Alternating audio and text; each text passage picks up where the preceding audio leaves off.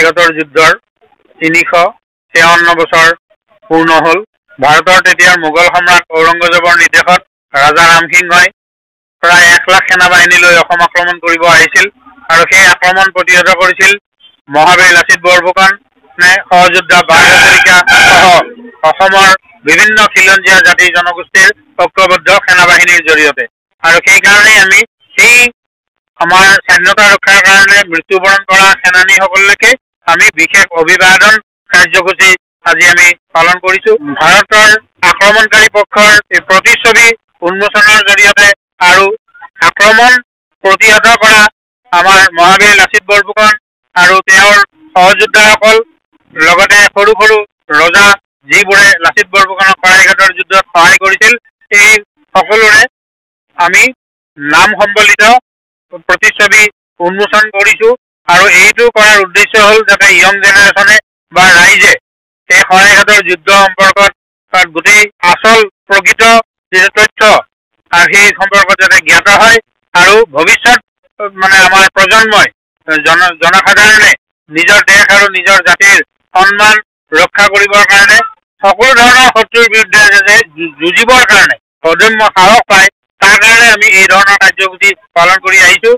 তাহানিৰ প্ৰাচীন অসমৰ ৰাজধানী এইটো গড়গাঁও এলেকা হয় আৰু সিংহদুৱাৰ, এই সিংহদুৱাৰৰ সমীপতে আমি আজি এই অনুষ্ঠানটো পালন কৰিছো। আৰু এই অনুষ্ঠানৰ জৰিয়তে অসমৰ খিলঞ্জীয়া জাতি জনগোষ্ঠীসকলক মানে আমি ক'ব খুজিছো যে শুই নাথাকিবা। ব্ৰিটিছ যোৱাৰ পিছৰ পৰা এতিয়ালৈকে খিলঞ্জীয়াসকল শুই আছে, এইটোৱে আটাইতকৈ পৰম দুৰ্ভাগ্যজনক কথা। আৰু শুই থকাৰ কাৰণে বিদেশী বহিৰাগতে আমাৰ মূৰৰ ওপৰত উঠি নাচি আছে। গতিকে খিলঞ্জীয়া মানুহ, এই দেশ অসম দেশ আমাৰ অকল জন্মভূমি বা মাতৃভূমি নহয়, আমি উত্তৰাধিকাৰী সূত্ৰে লাভ কৰা এইখন আমাৰ ভূখণ্ড। গতিকে উত্তৰাধিকাৰী সূত্ৰে লাভ কৰা এই ভূখণ্ডৰ স্বাধীনতা মান সন্মান অটুট ৰখাৰ দায়িত্বটো খিলঞ্জীয়াসকলৰ। অত্যন্ত দুৰ্ভাগ্যজনক কথা, খিলঞ্জীয়াবোৰ আমাৰ অসমত শুই আছে আৰু বিদেশী বহিৰাগতে ইয়াত ধিটিঙালি কৰিছে, আমাৰ মূৰৰ ওপৰত নাচিছে। আৰু সেইকাৰণে আজি আমাৰ এই অৱস্থা। আমি আমাৰ ৰাজনৈতিক অধিকাৰ হেৰুৱাইছো। আজি উজনি অসমত আজি মৰাণ মটক কটাৰীসকলৰ যিমান প্ৰতিনিধি হ'ব লাগিছিল নাই, আজি ব্ৰিটিছে আনি থৈ যোৱাসকলৰ লোকেহে ইয়াত প্ৰতিনিধি হৈছে উজনি অসমৰ। গতিকে তাৰ পিছতো যদি খিলঞ্জীয়া যদি নাথাকে, খিলঞ্জীয়াৰ বুকুত যদি এই কথা আঘাত নকৰে, তেতিয়াহ'লে অত্যন্ত দুৰ্ভাগ্যজনক কথা। আৰু সেইকাৰণে শৰাইঘাটৰ যুদ্ধৰ এই কথা সোঁৱৰাই দি আমি ক'ব খুজিছো, হে খিলঞ্জীয়া, তোমালোক দেখা, তোমালোক এই ভূখণ্ডৰ গৰাকী মালিক হয়।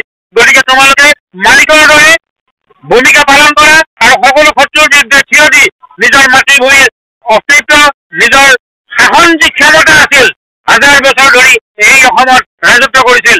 তাই আহোমসকল, কছাৰীসকল, চুতীয়াসকল, মৰাণসকলে, মটকসকলে ইয়াত ৰাজত্ব কৰিছিল।